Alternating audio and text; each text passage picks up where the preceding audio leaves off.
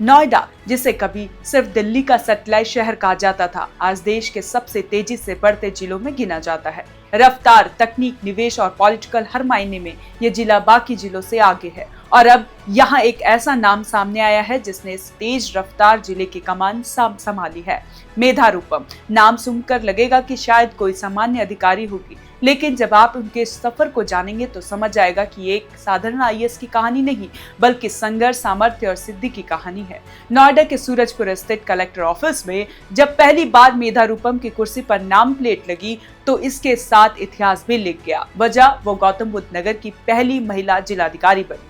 अब सोचिए, ऐसा जिला जो एनसीआर का हिस्सा हो, जहां देश भर की बड़ी कंपनियों के हेडक्वार्टर हो, जहां किसानों के आंदोलन हो, बिल्डरों की साजिश हो, अफसरों की ट्रांसफर पॉलिटिक्स हो, वहां पहली बार एक महिला डीएम की तैनाती, और वो भी ऐसी महिला जो न सिर्फ यूपीएससी क्रैक कर चुकी है बल्कि राष्ट्रीय स्तर की राइफल शूटर भी रह चुकी है, यानी जो बंदूक भी चलाना जानती है और कानून की धाराएं। मेधा रूपम 2014 बैच की आईएएस अफसर हैं। उन्होंने देश के कई हिस्सों में काम किया है, लेकिन उनका असली परीक्षण अब शुरू हुआ नोएडा में। और सिर्फ इसलिए नहीं कि ये इलाका बड़ा है, बल्कि इसलिए कि यहाँ हर दिन एक नया विवाद, एक नई चुनौती, एक नया पॉलिटिकल समीकरण सामने आता है।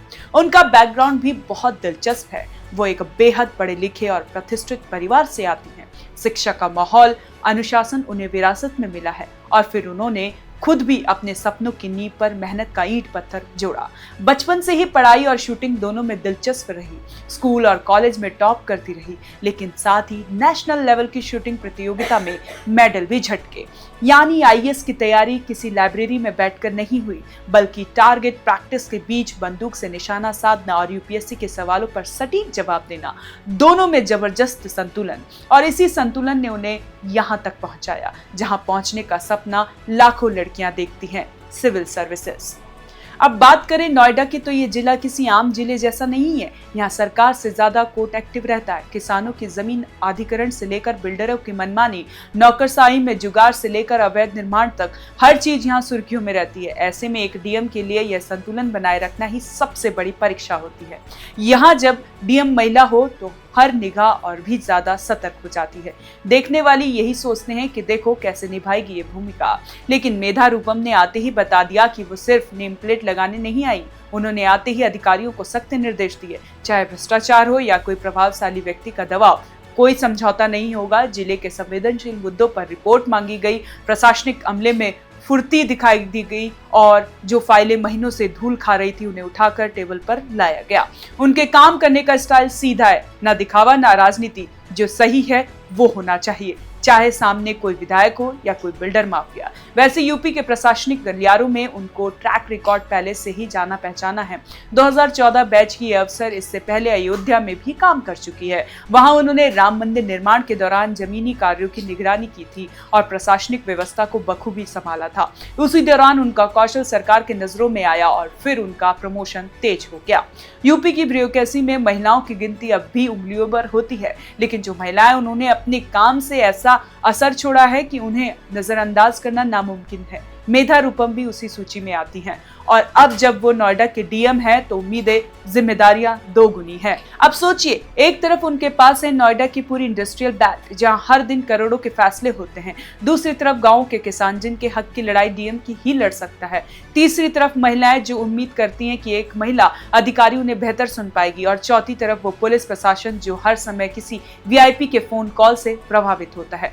ऐसे में मेधा रूपम के लिए हर दिन चुनौती का दिन है, लेकिन उनकी सबसे बड़ी ताकत है उनका शांत, समझदार और संतुलित स्वभाव। वो किसी भी चीज पर तुरंत प्रतिक्रिया नहीं देती, पहले पूरी जानकारी जुटाती हैं, फिर निर्णय लेती हैं, और एक बार जो फैसला ले लिया जाए फिर उससे पीछे नहीं हटती। नोएडा में अवैध कॉलोनियों से लेकर भूमाफियाओं तक सबकी नजर अब नए डीएम पर है। लोगों को उम्मीद है कि अब फैसला फाइलों में नहीं जमीन पर दिखेगा, और महिलाओं को भी लगता है कि उनकी आवाज अब और साफ तरीके से सुनी जाएगी। मेधा रूपम की पोस्टिंग सिर्फ प्रशासनिक फैसला नहीं है, एक प्रतीक है इस बात का कि महिलाएं हर क्षेत्र में न सिर्फ बराबरी कर रही हैं बल्कि नेतृत्व भी कर रही हैं। उन्होंने ये साबित कर दिया है कि अगर इरादा पक्का हो तो एक नेशनल शूटर भी आईएएस बन सकती है, और आईएएस बनकर देश के सबसे चुनौतीपूर्ण जिलों में अपना दम दिखा सकती है। फिलहाल मेधा रूपम के लिए रास्ता आसान नहीं है। हर दिन नई खबरें, हर दिन नया विवाद और हर दिन एक नई परीक्षा। लेकिन जिनके पास हौसला हो, अनुभव हो और बंदूक चलाने का आत्मविश्वास हो, उनके प्रशासनिक फाइलों से डर नहीं लगता। यही है नोएडा की पहली महिला डीएम मेधा रूपम की कहानी, एक प्रेरणा, एक उदाहरण और एक नई शुरुआत। अब देखना यह कि आने वाले समय में उनका प्रशासन कितना बदलाव लाता है। लेकिन इतना तय है कि लोग अब सिर्फ नेम प्लेट नहीं देखेंगे, काम भी देखेंगे और शायद कहेंगे डीएम मेधा रूपम ने सच में नोएडा की तस्वीर बदल। तो कैसी लगी आपको ये जानकारी, हमें कमेंट कर जरूर बताएं और देखते रहें गली न्यूज।